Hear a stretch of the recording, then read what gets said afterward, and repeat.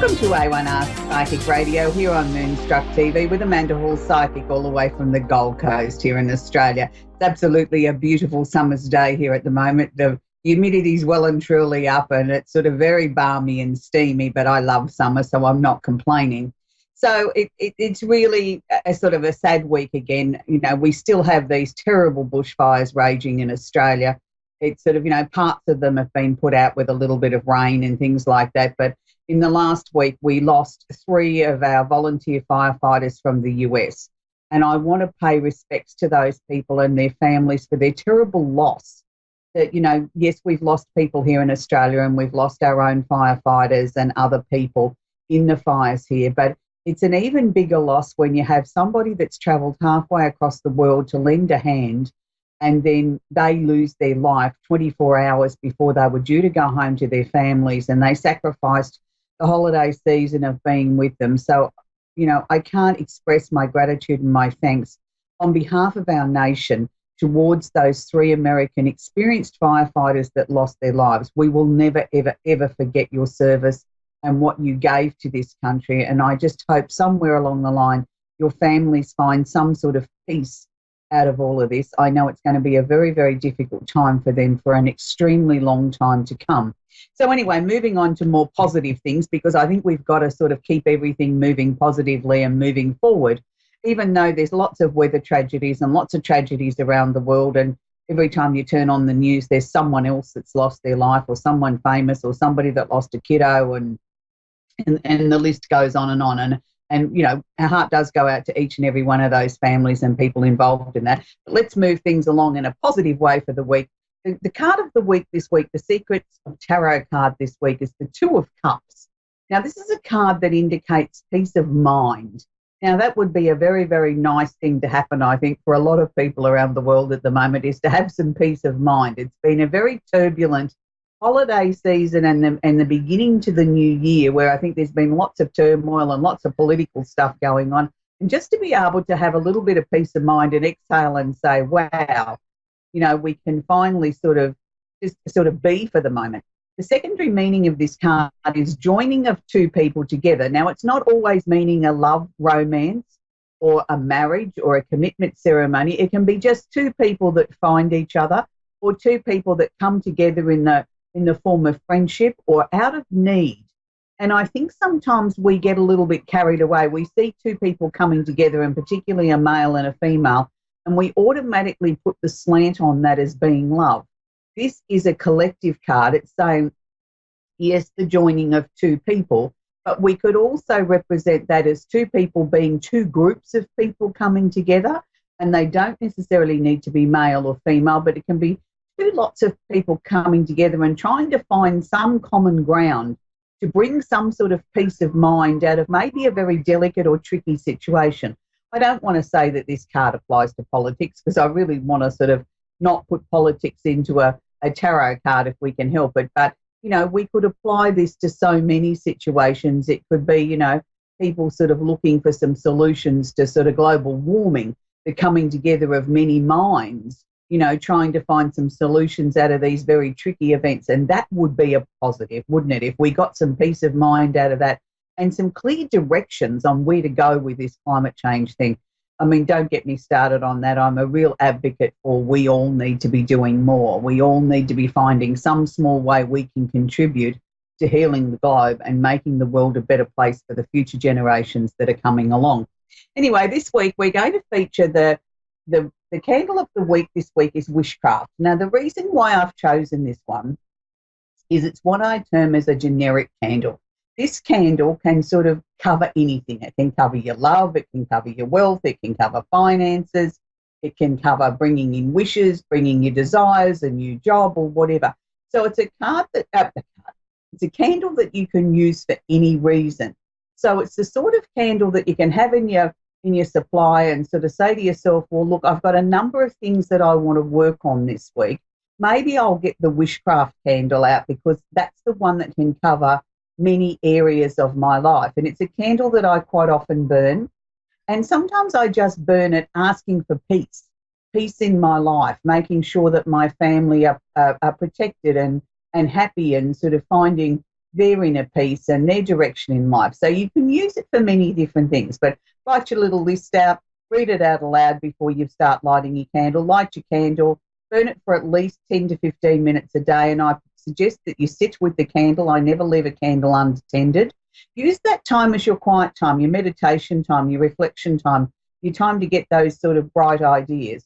So I like to burn my candles in a 7-day cycle. It's just something that I've always done. And it's, you know, it's important, I think, to really focus on and believe in what you're asking for, what you've written on your list and placed underneath your candle, popping your candle on a coaster, never on a direct furniture or on a table, because the candle, the glass container can get hot. The soy wax doesn't, but the glass container can. And with variations in weather, like we've got here at the moment with high humidity, and then the temperature can drop 10 or 15 degrees very quickly, you can find that the container itself can sort of crack because of that. I've only ever had it happen once in about 20 years, but I don't like to take that risk. So for those of you that don't want a big candle and you want a travel kit, can I suggest to you that you can make up a travel kit of your own with 3 different candles from the 28 in our range. This week I've done good luck, passion, and love. I think we could all do with a little bit of good luck in our lives. And I think we could also do with the energy or the passion to make our dreams a reality. And love is something that makes the world go round. I mean, there's been many, many songs written about love and saying love is the answer. What is the question? Love is always the answer.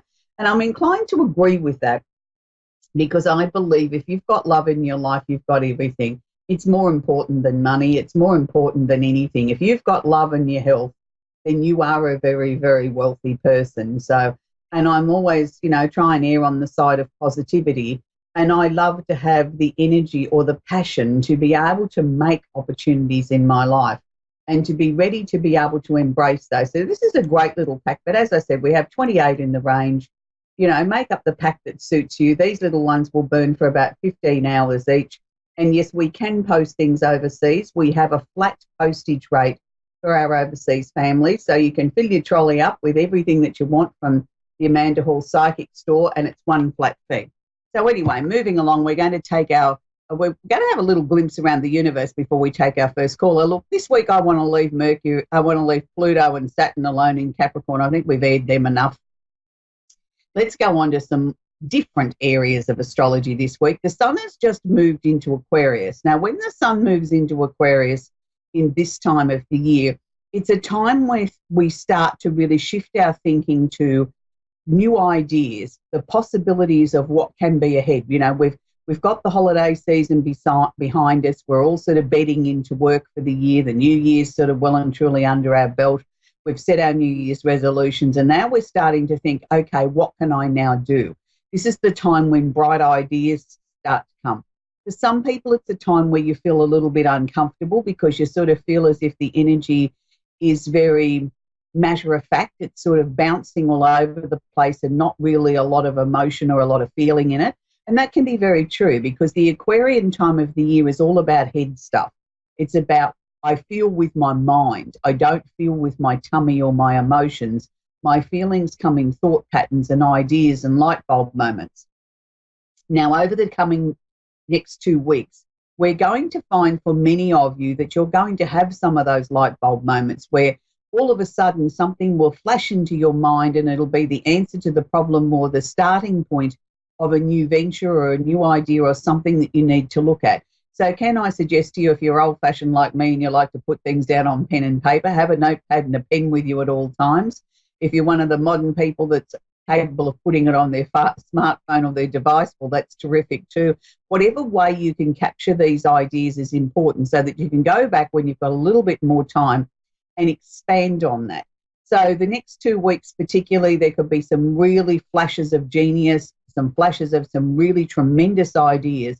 And the thing is, if you don't capture them at the time, they'll probably be gone and forgotten and never to resurface again. So it's important to get the headline down so that we can go back and bring it back to recall, so that, you know, it isn't completely erased off the hard drive of our mind. At the same time, we also have the planet Neptune, Venus, and the moon all sitting in Pisces. Now, the difference with having them all sitting in Pisces. Pisces is a water sign. Pisces is an energy that, sometimes can sort of be very fluid, but some people sort of see it as not necessarily a stable energy. I disagree. Just because the Pisces energy is seen as like two fish chasing their tail, yes, we can probably be seen like that, but I also like to look at it as one fish following the other. It's like we're playing follow the leader. We're sort of, we're trying to create this whirlwind of excitement and opportunity that, we've got the water swirling around in a positive fashion because we're chasing each other, and it's creating excitement. So I suppose we all have different ways of looking at the Piscean energy, but when we have the planet Neptune, which is the ruling planet of Pisces, sitting in its own sign that has been for some time now, it's a really strong, powerful energy because Neptune is relating to, initially we can go into sort of what's known as the Neptunian fog, where everything seems to be very misty. We don't seem to get any clear-cut answers. We're sort of wandering around aimlessly in this fog, looking for the sunlight, the direction at the end. And all of a sudden, we come out of that fog and we suddenly see things in a very, very different light, and usually in a very mystical, creative way. So I like Neptune. I'm really excited that Neptune's still sitting in his own sign, and he's holding hands or conjunct the planet Venus, which is the planet of love and affection. So for those of you that might be looking for new love or new romance, or to put some sparkle back into your existing relationship, now's the perfect time. Think and do something different that's going to put a sparkle or a smile on your partner's face. Do something out of the ordinary. It doesn't always have to be expensive. It can be a small little gesture, like suggesting let's go for a picnic in the middle of the busy work day or something like that. Do something spontaneous. Do something different. Now, we've also got the moon holding hands or conjunct these two planets at the moment too. So we always know that the moon is about emotions. Now, the emotions don't always have to be negative or depressing. Emotions can be bright and positive and sparkly and shiny and nice and happy. And that's how I'd like to see the moon at the moment, bringing to us some very sparkly, shiny, happy emotions. The opportunity for those of you that are single to sort of strut your stuff and maybe meet the love of your life. It's an opportunity now to go out there, have some fun, do the things that you love, and enjoy being alive. But don't forget to take your pad and your pen, in case Venus and Mercury, who are in Aquarius, strike with those light bulb moments and those brilliant ideas. You want to be able to capture them at the same time. So we're going to talk to Tristan in Yorkton in Canada. Are you there? Tristan, Yes. Are you there? Do you have a question for me, Yes, sweetie? What's your question? I'm wondering about my ex. You're wondering about your ex, He wants, okay. he wants to leave a relationship that he's in now, and I'm wondering Right. if we're gonna work this time. Okay. Do you mind sharing with me your ex's first name? Is that possible, sweetie? I'm sorry? Do you mind sharing with me your ex's first name, if that's possible, just so I can tune into his energy? Yeah. Harley. Okay. All right. It's very, very interesting because I do believe that he believes in his heart of hearts that this current relationship that he's in has well and truly run its course. And it's not just because you've come back into his orbit. I feel this relationship was probably nearly over before it really began. I think it was one of those sort of situations. It sort of happened out of nowhere and they both got caught up in the moment, but I don't know that it necessarily had any great depth to it, certainly not from his point of view. So it's sort of like he's been trying to make it work, he's given it his best shot, but it's still come up short all the time.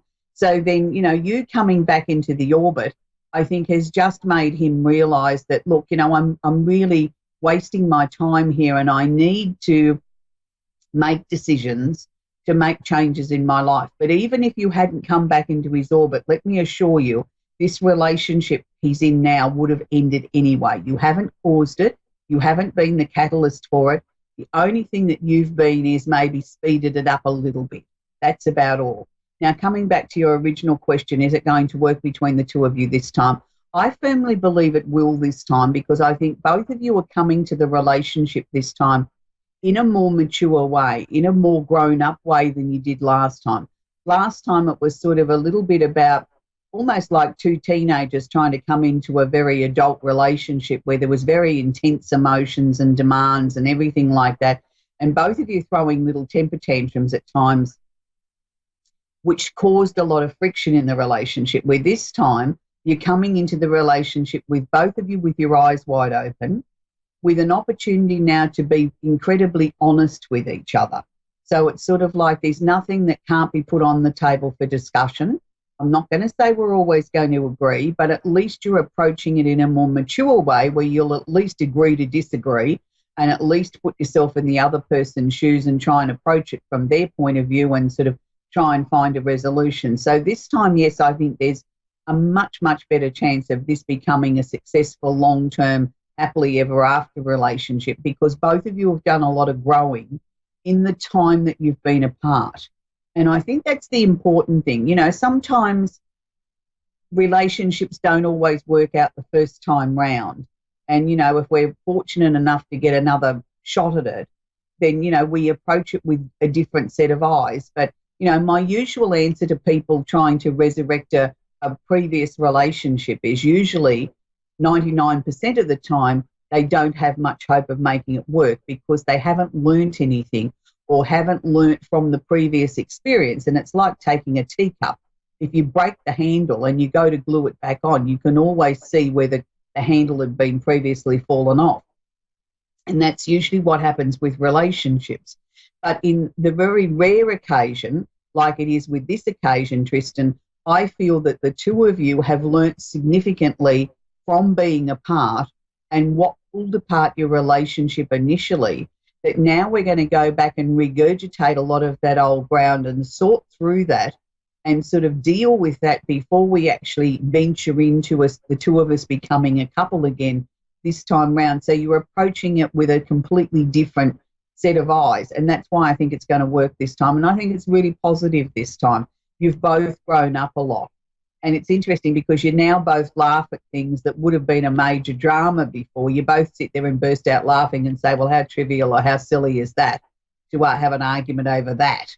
You know, you're not necessarily going to argue this time. You're going to have discussions about things that need to be looked at or addressed as a couple. So it's good. So is he planning to sort of have made massive changes and moved out of this relationship and be completely free and available to you before June? Okay.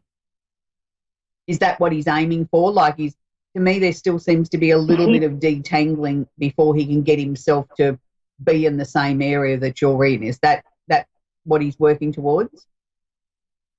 I'm not quite sure. I got to talk to him once, and he told me that he apologized and he said he was sorry and that he missed me. And I'm scared because I put everything into it before, and I don't want to do that again and be left with nothing. Oh, look, I can understand all your fears, Tristan. I think this time you've got to take it very slowly, and he's got to be able to sort of come to you and sit down and talk to you and things like that before you step back into a relationship. You don't just take him back with open arms and say all is forgiven. That'd be foolish. You know, there's got to be some real discussions and sort through the reasons why you broke up, and you know, all those sort of things have got to be discussed. But that's what I feel he's prepared to do this time, is to take it slowly and to really sort through these things. I think you've got a really good chance of making this right and being a really positive relationship that you always believed it could be, sweetie. Okay. Okay, that's where we're going to leave it, Tristan. Lovely to speak with you.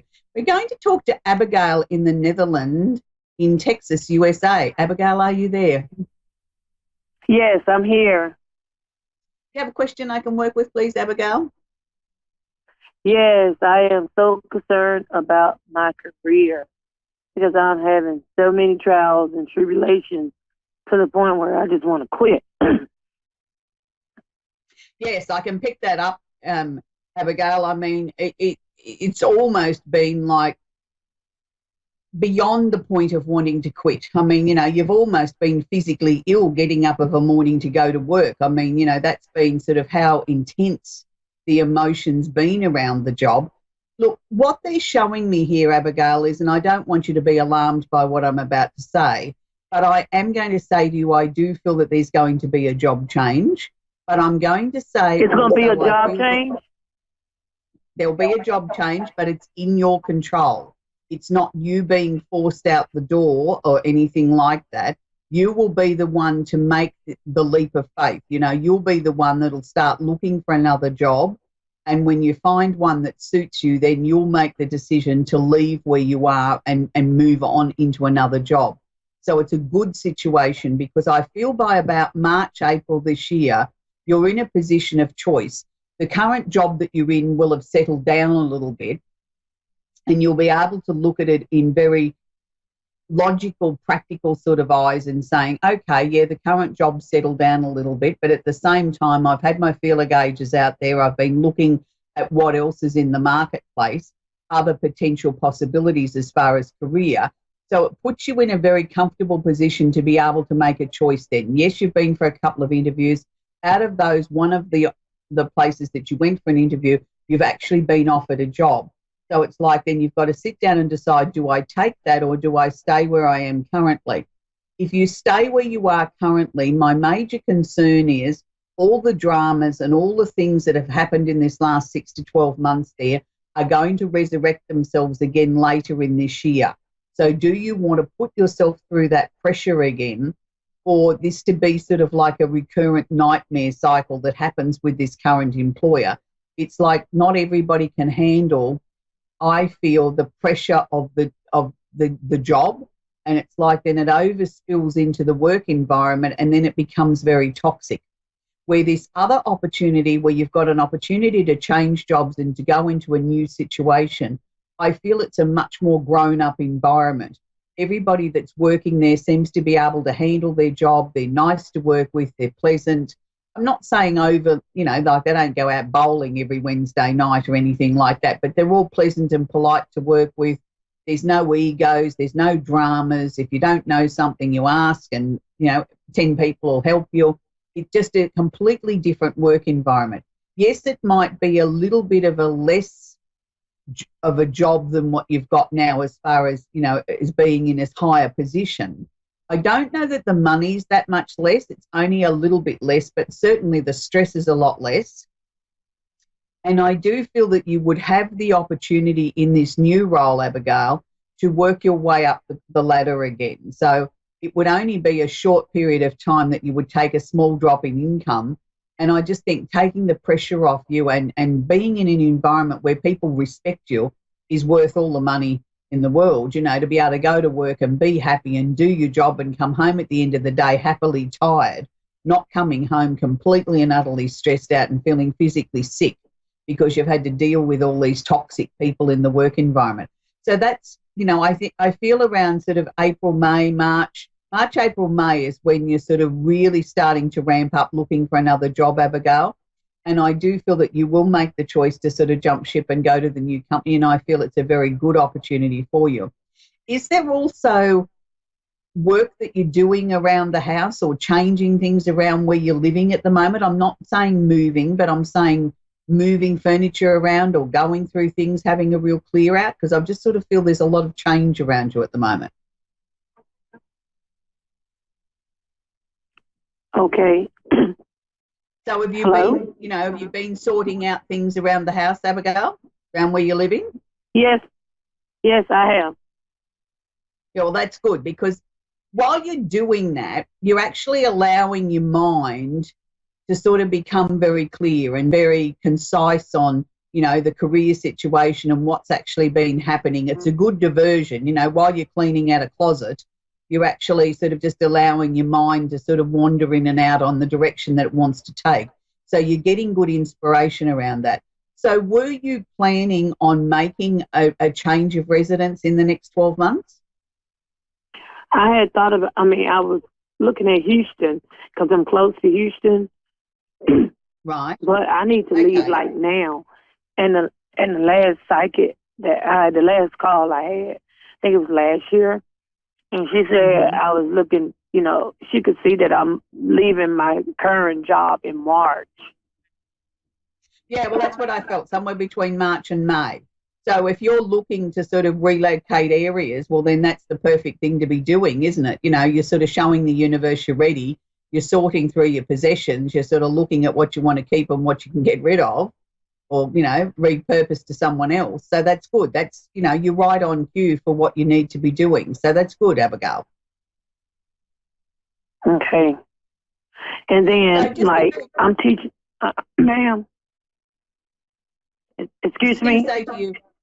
Just going to suggest to you, just be very clear on what it is that you want.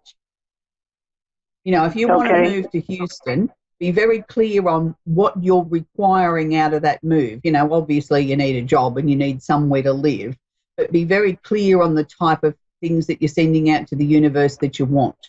I'm a firm believer in being very clear on what you're hoping to draw into your life. Right.